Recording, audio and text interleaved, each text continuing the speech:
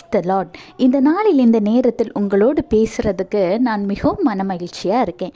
ஏன்னு தெரியுமா, காலங்கள் மிக விரைவாக ஓடிக்கொண்டே இருக்கிறது. இந்த வருடத்தின் தொடக்கத்தை பார்த்த மாதிரி இருக்குது, திடீர்னு பார்த்தா வருடத்தின் இறுதிக்கு போயிடும். காலங்கள் ஓடிக்கொண்டே இருக்கும் பொழுது நாம் ஒரு காரியத்தை குறித்து சிந்தித்து கொண்டே இருக்க வேண்டும். காலம் எப்படி ஓடுகிறதோ அந்த அளவிற்கு ஆண்டவராகிய இயேசு கிறிஸ்துவின் வருகையும் சமீபமாயிருக்கிறது. இதற்காக நீங்கள் ஒருவேளை ஆயத்தப்பட்டு கொண்டிருக்கிற பிள்ளைகளாக இருந்தால் நீங்கள் ஆயத்தப்படுவதோடு மாத்திரமல்லாது உங்களுக்கு அறிந்த மற்றவர்களையும் நீங்கள் ஆயத்தப்படுத்த வேண்டும்.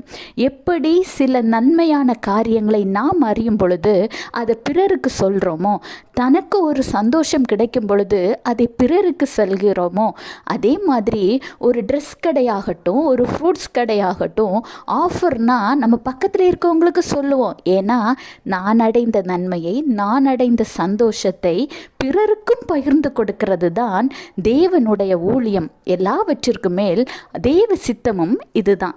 இன்றைக்கு ஆண்டவராகிய இயேசு கிறிஸ்துவின் ரட்சிப்பை நீங்கள் பெற்று சந்தோஷத்தோடு, சமாதானத்தோடு, மன மகிழ்ச்சியோடு வாழ ஆண்டவர் கிருபை செய்திருக்கிறார்.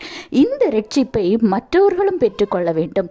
மற்றவர்களும் சந்தோஷமாய், சமாதானமாய், மன மகிழ்ச்சியாய் வாழ வேண்டும்.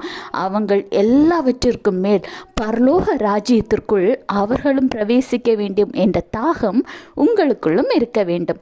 எனவே இன்றைக்கே ஆண்டவராகிய இயேசு கிறிஸ்துவை பற்றி பிறருக்கும் சொல்லுங்கள். கர்த்தர் உங்களையும் உங்கள் குடும்பத்தையும் ஆசீர்வதிப்பார். Have a blessed day. Jesus bless you.